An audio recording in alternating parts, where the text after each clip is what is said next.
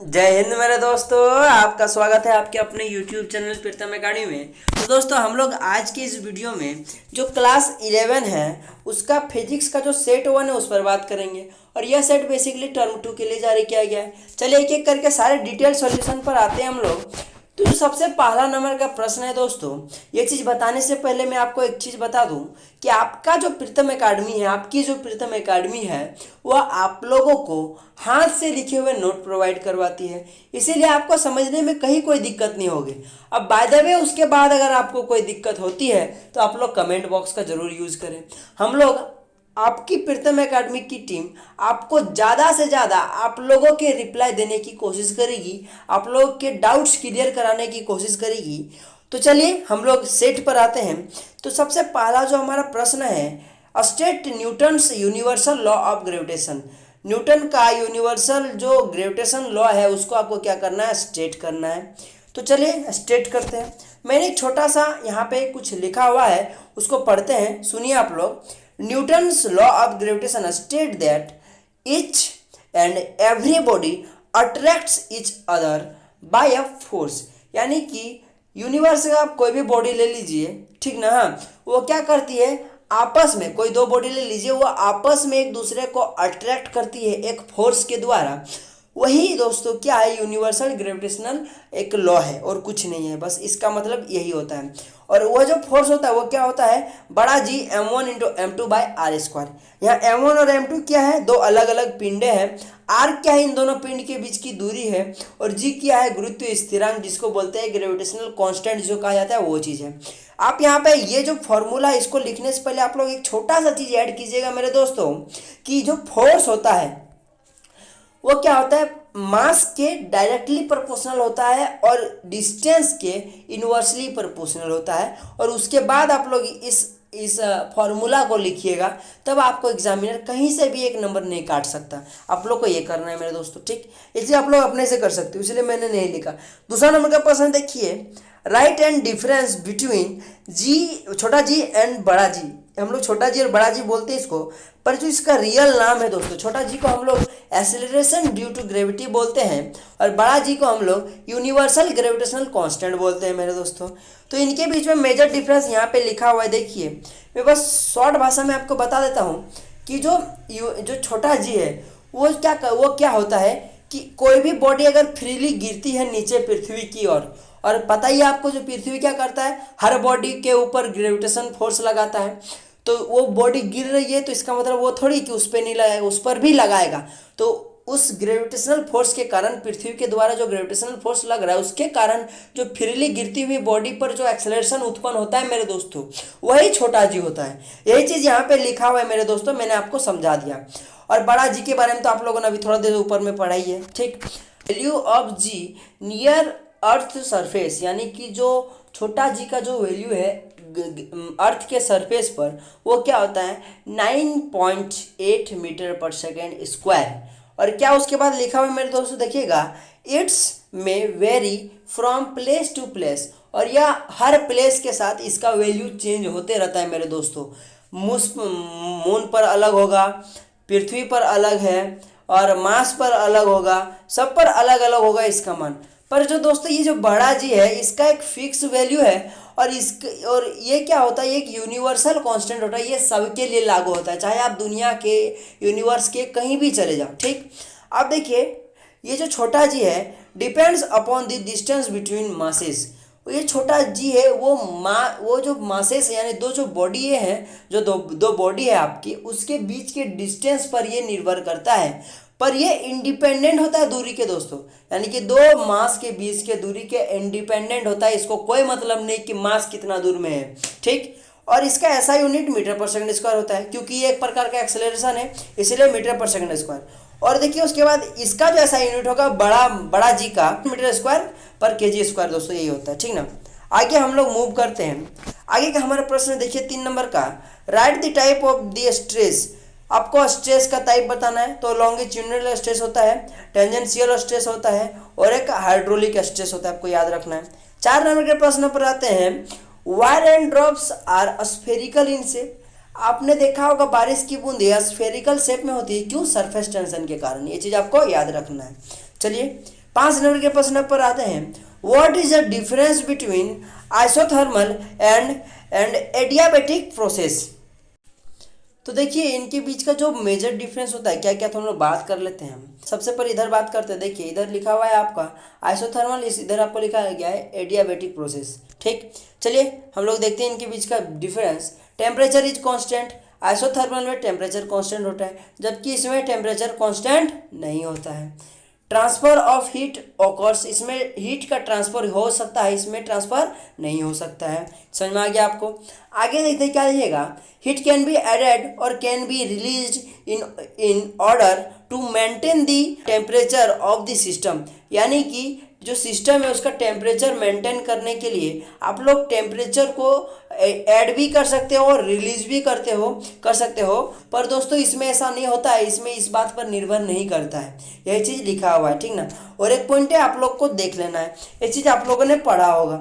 अब चलिए हम लोग थोड़ा सा 6 नंबर के प्रश्न पर आते हैं। देखिए क्या लिखा है, सुन, give an example for periodic motion which is not oscillatory. तो दोस्तों ये यूनिफॉर्म सर्कुलर मोशन ये इसका एग्जांपल हो जाएगा मेरे दोस्तों। ठीक, आगे थोड़ा सा हम लोग 7 नंबर का प्रश्न देखते हैं। डिफाइन ट्रांसवर्स वेव मोशन, आपको ये बताना है कि ट्रांसवर्स में वेव मोशन होता क्या है दोस्तों। तो देखिए मैंने उसके लिए लिखा हुआ है, आप लोग को पढ़ लेना है, फिर भी मैं एक बार पढ़ के सुना देता हूँ। Motion in which all point on a wave oscillately along path of the right angle, क्या होता है, राइट एंगल में होता है दोस्तों, to the direction of the wave of advance. ये चीज़ आपको याद रखना है दोस्तों, ठीक ना। और उसके मैंने कुछ एग्जांपल भी दिया हुआ है, जैसे कि देखिएगा, देखिए क्या लिखा हुआ है, सो सरफेस रिपेल ऑन वाटर, ये चीज़ आपको याद रखना है, इनके एग्जाम्पल है। चलिए 8 नंबर के प्रश्न पर आते हैं। देखिए right expression for gravitational force acting between the masses m1 and m2 separate by distance r। तो उसके लिए कुछ नहीं, आपको बस जो ऊपर वाला मैंने बताया, तो उसके लिए आपको एक फॉर्मूला लिखना है। किसके लिए, आपके पास एक मास दिया, 2 मास दिया हुआ है, उनके बीच में आपको क्या करना है, ग्रेविटेशनल फोर्स को आपको लिखना है, उनका फॉर्मूला लिखना है कि क्या ग्रेविटेशनल फोर्स लगेगा। तो वो चीज़ आप लोगों ने ऊपर में सबसे पहला प्रश्न में पढ़ाई है कि उनके बीच का फोर्स क्या होगा मेरे दोस्तों। यहाँ पे लिखा हुआ है, देख लीजिए, बड़ा जी उनका आपका 2 मास दिया हुआ है, m1 और m2 दिया हुआ है, लिख दीजिए, बटे r² का होता है। ये चीज़ मैंने लिख दिया और यहाँ पे कुछ समझा दिया है कि g क्या है, m क्या, r क्या है, आप लोगों ने तो ऊपर में मैंने बता दिया, ये चीज़ आप लोगों को देख लेना है। चलिए बी नंबर का प्रश्न देखिएगा, right to characteristics of gravitational force. आपको ग्रेविटेशनल फोर्स का 2 कैरेक्टरिस्टिक्स लिखना है। सबसे पहले देखिएगा, it is always attractive in nature. ये क्या होता है, ये जो फोर्स होता है हमेशा अट्रैक्ट करेगा, ये रिपेल नहीं कर सकता, ये चीज़ आपको याद रखने का। और देखिएगा it is long range force, जैसा कि मैंने आपको वहाँ पे छोटा जी और बड़ा जी के बीच में डिफरेंस समझाया कि ये क्या होता है कि ये दूरी पर निर्भर नहीं करता है, इसीलिए ये क्या होगा, ये लॉन्ग रेंज फोर्स होगा, इसका रेंज इन्फिनिटी में होता है मेरे दोस्तों। ठीक, भले ही उनके बीच का फोर्स माइन एकदम ना के बराबर हो जाता है, पर वो फोर्स रहता है, चाहे वो बॉडी इन्फिनिटी पर ही क्यों ना रहे। 9 नंबर का प्रश्न देखते हैं क्या लिखा है, so draw stress versus strain curve. और बी नंबर का प्रश्न थोड़ा सा देख लेते हैं, mark clearly yield point and breaking point. इन दोनों का आंसर मैंने नीचे दिया हुआ है, देखिए आपके लिए 2 कर्व मैंने आपके 2 मैंने एग्जांपल लिया हुआ है, देख लीजिए आप लोग, ये स्ट्रेस स्ट्रेन कर्व है दोस्तों। और यहाँ पे देखिए ये चीज़ यील्ड पॉइंट है, ये चीज़ आपको याद रखना है, थोड़ा सा इसको गौर से देख लीजिए। यहाँ पे सेकंड नंबर के ग्राफ में आपको दिखाता हूँ। देखिए यहाँ पे जो आपको नजर आ रहा होगा, देखिए यील्ड पॉइंट आपको बी नंबर में, देखिए ये आपका यील्ड पॉइंट और ये वाला जो है आपका ब्रेकिंग पॉइंट, आपको चीज़ याद रखना है, ये चीज़ आप लोग को देख लेना। देखिए मैं फिर से दिखा देता हूँ, देखिए, और टेंशन नहीं है, आपको इसका जो PDF है आपको आपके टेलीग्राम चैनल में, मतलब आपके प्रीतम एकेडमी के टेलीग्राम चैनल में मिल जाएगा, तो आप लोग वहाँ से जाके देख सकते हो। दोस्तों में हमारा 10 नंबर का प्रश्न है, derive N expression for excess pressure inside a liquid drop. आपको इसका एक्सेस प्रेशर ज्ञात करना है लिक्विड ड्रॉप का। सबसे पहले समझिए एक्सेस प्रेशर क्या होता है। जैसे मान लीजिए आपके पास एक लिक्विड ड्रॉप है, इस पर पता है कि सरफेस टेंशन वर्क करता है। सरफेस टेंशन क्या करता है, इसको जकड़े हुए रखता है, इसको फैलने नहीं देता है। तो सोचिए कि इस पर क्या करता है, एक सरफेस पर एक वर्क लगाता है, एक मतलब फोर्स लगाता है, तो इसको क्या करता है, जकड़ता है चारों तरफ से, इसको छोटा करना चाहता है। वही क्या होता है, सरफेस टेंशन वर्क होता है, सरफेस टेंशन होता है। तो सरफेस टेंशन सोचिए इस पर लग रहा है, तो ये एक टाइम ऐसा जरूर आता है कि ये इतना छोटा हो जाता है सरफेस टेंशन के कारण, इसके सरफेस टेंशन के प्रेशर के कारण, कि ये गायब हो जाता।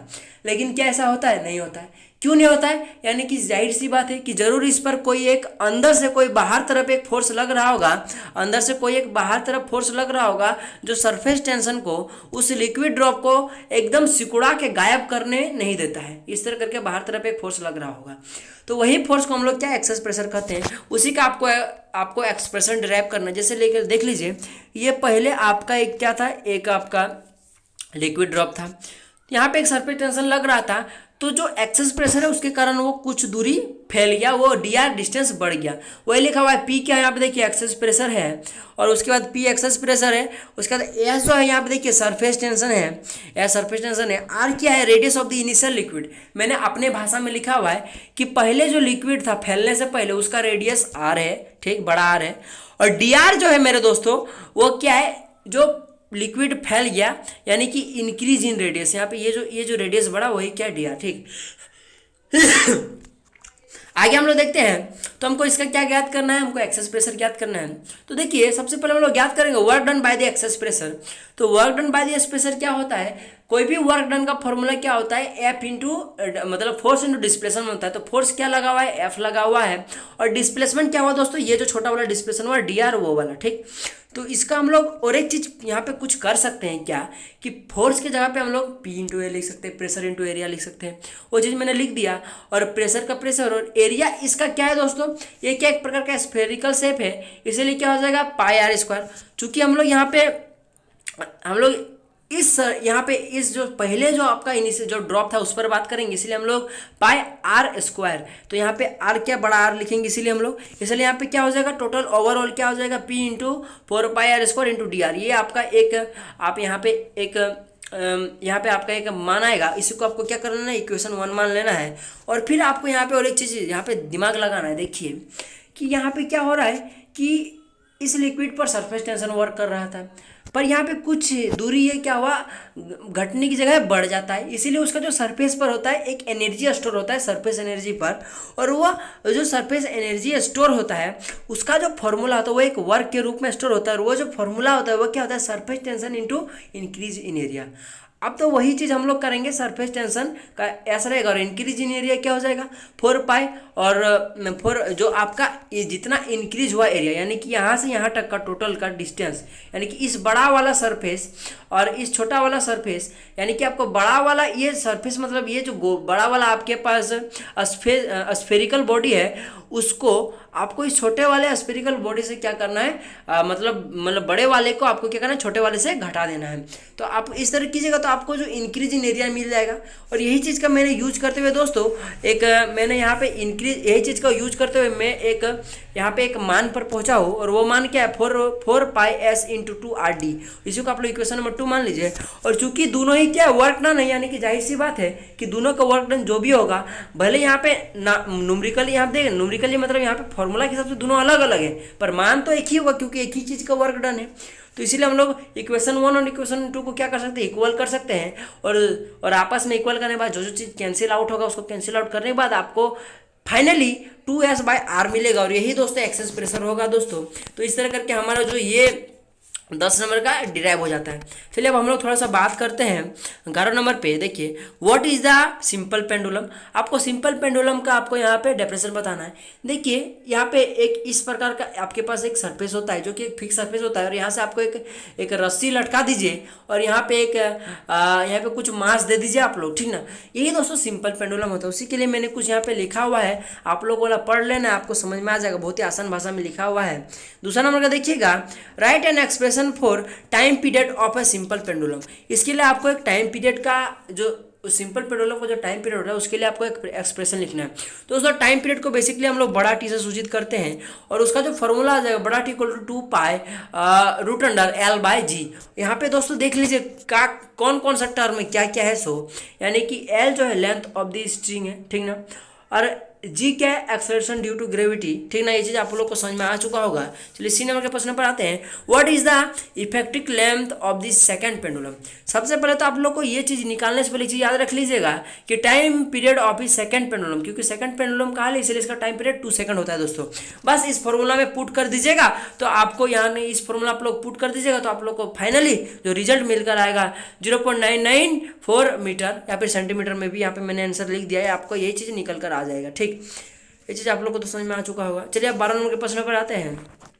Obtain an expression for work done during a isothermal process. आपको क्या करना है कि आइसोथर्मल प्रोसेस के लिए आपको क्या करना है, कुछ नहीं, आपको एक एक्सप्रेशन डिराइव करना है। देखिए मैंने बहुत ही आसान भाषा में लिखा है। सबसे पहले तो आइसोथर्मल का मैंने डेफिनेशन लिखा है। व्हेन अ सिस्टम, देखिए क्या लिखा हुआ है, सो बहुत ही सिंपल भाषा में लिखा हुआ है। When a system undergoes a change in phase such that its temperature remains constant through out the process, the such process is called isothermal process. ठीक ना, ये चीज़ आपको याद रखना है। और मैंने उसके लिए कुछ नहीं, इसीलिए एक छोटा मोटा सा एक बहुत ही आसान लैंग्वेज में एक डिराइव किया हुआ है इसका फॉर्मूला। देखिए चूंकि टेम्परेचर क्या है, कांस्टेंट है, और हम लोगों ने आइडियल गैस इक्वेशन जानते हैं क्या होता है, P V equal to n R T होता है। उसमें से मैंने पी को रख लिया, भी को उधर भेज दिया, तो ये इसको मैंने इक्वेशन 1 मान लिया। और वर्क डन का फॉर्मूला क्या होता है दोस्तों, आपको पता ही होता है, डब्ल्यू इक्वल टू, देखिए यहाँ पे एक फॉर्मूला होता है वर्क डन का, ठीक ना। और बस मैंने कुछ नहीं किया, जो जो मान उसको मैंने पुट करते गए। यहाँ पे आपको पी का मान मिला था इक्वेशन 1 से, देखिए यहाँ पे पी का मान मिला था, वहाँ पे मैंने पुट कर दिया। और फाइनली जब हम लोग इसका क्या करेंगे, फाइनली जब हम लोग इसका इंटीग्रेशन करेंगे तो दोस्तों 1/v dv का जो इंटीग्रेशन होता है वो लॉग में होता है दोस्तों। लॉग को हम लोग ln भी लिखते हैं, ठीक ना। तो बस मैंने वही चीज़ लिखा हुआ है। और यहाँ पे देखिएगा अपर लिमिट उसके लोअर लिमिट पुट होगा, तो फाइनली आप लोग रिजल्ट पर पहुँचेगा ये बोला n R T ln by v/2, यही होता है v2/2, v2/v1, यही होता है दोस्तों। इसका फाइनल डिराइव हो जाएगा दोस्तों, यही आपका आंसर हो जाएगा। ठीक, 13 नंबर के प्रश्न बात है डिफाइन दी टर्म्स। आपको कुछ टर्म्स दी हुई, इनको डिफाइन करना है। क्या टर्म्स है, देखिए स्पेसिफिक हीट कैपेसिटी, तो आपको स्पेसिफिक हीट कैपेसिटी को पढ़ लेना है। देखिए क्या लिखा है, so the specific heat capacity of a substance is the amount of the heat energy requires to the release temperature of a unit mass of substance through 1 degree Celsius. आपको तो समझ में, ये चीज़ तो बहुत ही इजी चीज़ है, आपको समझ में आ चुका होगा। बहुत ही आसान लैंग्वेज है, और इसका ऐसा यूनिट भी मैंने लिख दिया है, आप लोग को थोड़ा देख लेना है। ठीक, आगे देखिए क्या लेटेंट हीट को भी आप लोग को थोड़ा पढ़ लेना है। देखिए यहाँ पे लिखा हुआ है, आप लोग अच्छे से पढ़ लीजिए, आपको समझ में आ चुका होगा, आ जाएगा आपको, पढ़ लीजिएगा। तो अब देखिए हम लोग थोड़ा 2 नंबर के प्रश्न पर आते हैं। राइट प्रिंसिपल ऑफ कैलोरीमेट्री जो है आपका, उसके लिए आपको क्या करना है, एक उसका जो प्रिंसिपल है आपको वो चीज़ लिखना है। देखिए कैलोरीमेट्री का मैंने प्रिंसिपल लिखा हुआ है। A body at higher temperature release heat will be body at lower temperature absorb heat. The principle of calorimetry indicates the law of conservation of energy. ये चीज़ आपको बहुत ही इंपॉर्टेंट टर्म है, ये law of conservation of energy को indicate करता है दोस्तों। ये चीज़ आप लोग को अच्छे से याद रखना है। It is the that is, यानी ये चीज़ तो हो गया आपका डेफिनेशन, ठीक ना। अब यहाँ पे लिखा हुआ है इसका निष्कर्ष क्या निकलता है, इसलिए that is the total heat loss of the body loss by the body is equal to the total heat gain by the cold body. ये चीज़ आपको याद रखना है, ठीक ना। ये चीज़ बहुत ही इंपॉर्टेंट भी है दोस्तों, बहुत ही सिंपल चीज़ भी है, ठीक ना। आगे हम लोग देखते हैं, ये तो हमारा लेटेंट हीट हो चुका है, लेटेंट हीट हो गया। दूसरा नंबर का प्रश्न भी हो गया इसका। 14 नंबर के प्रश्न पर आते हैं। ये दोस्तों आपका एनसीईआरटी का क्वेश्चन है दोस्तों, ठीक ना। देखिए क्या लिखा, so a transverse harmonic wave on a string is describe by. तो उसके लिए आपको एक इक्वेशन दिया हुआ है और आपको इसको सॉल्व करना है। देखिए उसमें से कुछ चीज़ लिखा हुआ है कि देखिए एक्स और वाई आर इन सेंटीमीटर में दिया हुआ है, और भी कुछ टर्म लिखा हुआ है, आपको अच्छे से पढ़ लेना है। देखिए, और उसमें से आपको क्या क्या फाइंड करना है, देखिएगा एम्पलीट्यूड फाइंड करना है, फ्रीक्वेंसी आपको फाइंड करना है, ये चीज़ आपको फाइंड करना। और एक चीज़ तीन प्रश्न है इसमें, आप लोग को तीनों को पढ़ लेना। देखिए मैंने उसके लिए आपके लिए यहाँ पे सॉल्व क्वेश्चन दे दिया, क्वेश्चन को सॉल्व कर दिया है। आप लोग यहाँ पे स्क्रीनशॉट मार लेना है, आपको PDF note basically Telegram channel पे मिल जाएगा, ठीक। इसको आपको कर लेना है। 15वां प्रश्न दिखेगा, राइट रिलेशन बिटवीन, इनके बीच में आपको रिलेशन फाइंड करना है। फ्रीक्वेंसी एंड टाइम पीरियड, तो फ्रीक्वेंसी टाइम पीरियड क्या होता है, एफ क्या होता है, फ्रीक्वेंसी इक्वल टू 1/t होता है, ये चीज़ आपको याद रखना है। वेवलेंथ क्या होता है, वेवलेंथ और क्या लिखिएगा, देखिएगा वेवलेंथ और वेवलेंथ और प्रोपागेशन, ठीक ना, इसके बीच प्रोपागेशन कांस्टेंट, तो क्या होता है लैम्डा इज इक्वल टू 2 पाई/k होता है। उसी तरह wave length, frequency and wave velocity क्या होता है, v is equal to lambda into f होता है। उसी तरह क्या एंगुलर फ्रीक्वेंसी एंड फ्रीक्वेंसी, ठीक ना, तो उसके लिए क्या होगा ओमेगा इक्वल टू 2 पाई/t होता है। और इसी तरह सी नंबर का भी आप लोग को देख लेना है। क्या देखिएगा, मैं पढ़ ही देता हूँ। Angular frequency, propagation constant and wave velocity, इन तीनों के बीच में क्या हो जाएगा, v is equal to lambda हो जाएगा। ये चीज़ आप लोग को याद कर लेना, ये बहुत ही इंपॉर्टेंट चीज़ है मेरे दोस्तों, ठीक। 16 नंबर के प्रश्न पर आते हैं। स्टेट देखिएगा, state and prove Bernoulli's principle, ये बहुत ही इंपॉर्टेंट दोस्तों, VBI जिसको बोल दीजिए, ये बहुत ही ज़्यादा चांसेस है एग्जाम में आने का। तो देखिए उसके लिए मैंने बर्नौलीज प्रिंसिपल के लिए कुछ लिखा हुआ है, देखिए क्या लिखा हुआ है so state the sum of the pressure kinetic sum of the pressure energy, देखिए क्या लिखा हुआ है so state that the sum of pressure energy, उसके बाद देखिए kinetic energy and potential energy per unit volume incompressible non viscous fluid in streamline irrotational मतलब वो घूमेगा भी नहीं, क्योंकि वो क्या है एक विस्कोसिटी फ्लूइड है, एक आइडियल फ्लूइड भी हम लोग बोल सकते हैं, ठीक ना। Fluid remains constant along the streamline, ये चीज़ आप लोग को पढ़ लेना अच्छा से, और इस बर्नौलीज प्रिंसिपल को अच्छे से याद करना है। देखिए मैं आपको दिखा देता हूँ, और इस तरह करके आपको प्रूव करना है मेरे दोस्तों। और बाय द वे आपको अगर समझ में ना आए तो मुझे जरूर कमेंट कीजिएगा, मैं इसके लिए आपके लिए बोर्ड में आपके लिए वीडियो बना दूंगा। इस तरह करके आपको क्या करना है, ये वाला प्रूव कर लेना। देखिए मैं आपको फिर से दिखाया था, आपको क्या करना है स्क्रीनशॉट मार लेना, बाकी आपको PDF तो मिल ही जाएगा, ठीक। और लास्ट फाइनली आपको यहाँ पे देख लीजिएगा कि आपका जो फाइनली रिजल्ट आएगा वो यहाँ पर आपको मिल जाएगा, ठीक। ये तो आपका बर्नौलीज प्रिंसिपल हो जाएगा। अब देखिए write an application of a Bernoulli's principle, इसके लिए आप लोग को एक एप्लीकेशन लिखना था, मैंने क्या क्या पूरा बायोडेटा ही आपको दे दिया है।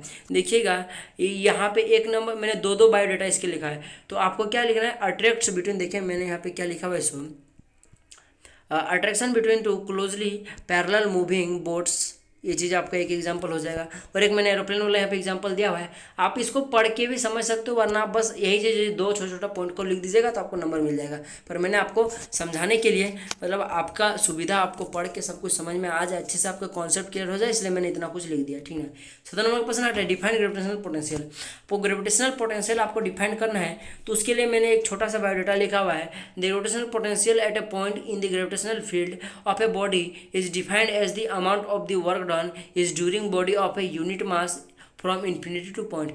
तो आपको क्या करना है, ये चीज़ को अच्छे से पढ़ के याद कर लेना है, आपको स्क्रीनशॉट मार लेना है, ठीक। आगे हम लोग देखते हैं, आगे हमारे क्या 17 नंबर का derive N expression for displacement. और देखिए आपको क्या करना है, डिराइव एक्सप्रेशन करना है आपको, एक डिराइव कुछ चीज़ें आपको डिराइव करना है, जैसे कि डिस्प्लेसमेंट और वेलोसिटी करना है, और क्या करना है सिंपल हार्मोनिक मोशन का करना है। तो उसके लिए मैंने बहुत ही प्यारा सा, बहुत ही आसान लैंग्वेज में देखिए मैंने लिखा हुआ है, आपको यहाँ पे स्क्रीनशॉट मार लेना है। देखिएगा यहाँ पे ये चीज़ आप लोग पढ़िएगा, आपको खुद समझ में आ जाएगा। तो आपको क्या करना है, इसको अच्छे से पढ़ लेना है। देखिए आप लोग इसको पढ़ लीजिए, और फाइनली आपका देखिए रिजल्ट आपको जो यहाँ पे आएगा, डिस्प्लेसमेंट के लिए यहाँ पर है, और जो वेलोसिटी है, वेलोसिटी के लिए जो आपका आएगा वो चीज़ यहाँ पर है, वेलोसिटी के लिए आपका यहाँ पर है, ठीक। आगे देखते हैं हमारा 19 नंबर का प्रश्न define molar specific heat capacity. Molar specific heat capacity को आपको डिफाइन करना है, तो आपको ये जो इसका यहाँ पे जो आपको डेफिनेशन नजर आ रहा है, आपको ये वाला याद कर लेना, मोलर स्पेसिफिक हीट कैपेसिटी का। चलिए आगे देखते हैं हम लोग। आगे देखिएगा state first law of thermodynamics, ये बहुत ही इंपॉर्टेंट है दोस्तों, आपको फर्स्ट लॉ ऑफ थर्मोडायनेमिक्स भी आपको अच्छे से याद करना है। देखिए आप लोग इसको पढ़ लीजिए, और अच्छा आप लोग इसको अच्छे से याद कर लीजिएगा, ठीक। और इसका फॉर्मूला दोस्तों ये बहुत याद लीजिएगा, डायरेक्टली आपका न्यूमेरिकल जैसा पूछ लेता है, ये वाला बहुत ही इंपॉर्टेंट दोस्तों। तो आप लोग को ये सब कर लेना है, ठीक। आगे देखते हैं हमारा क्या है सो देखिएगा डिराइव रिलेशन। आपको क्या करना है, आपको ये जो रिलेशन है आपको इसको क्या करना है, डिराइव करना है। तो इसके लिए भी मैंने एक बहुत ही प्यारा सा, बहुत ही सिंपल वर्ड में देखिए यहाँ पे लिखा हुआ है, आपके लिए एक ढूंढ के आंसर मैंने लाया हुआ है। और देखिए आंसर को आपको अच्छे से पढ़ लेना है, और लास्टली आप लोग इसको समझ लीजिए। फिर भी अगर आपको समझ में नहीं आता दोस्तों, तो मुझे जरूर कमेंट कीजिएगा, मैं आप लोग के लिए बोर्ड में जरूर सोल्यूशन लेके आ जाऊँगा इसके लिए। दोस्तों मिलते हैं अगले वीडियो में, तब तक के लिए जय हिंद, जय भारत, और आपका दिन शुभ हो।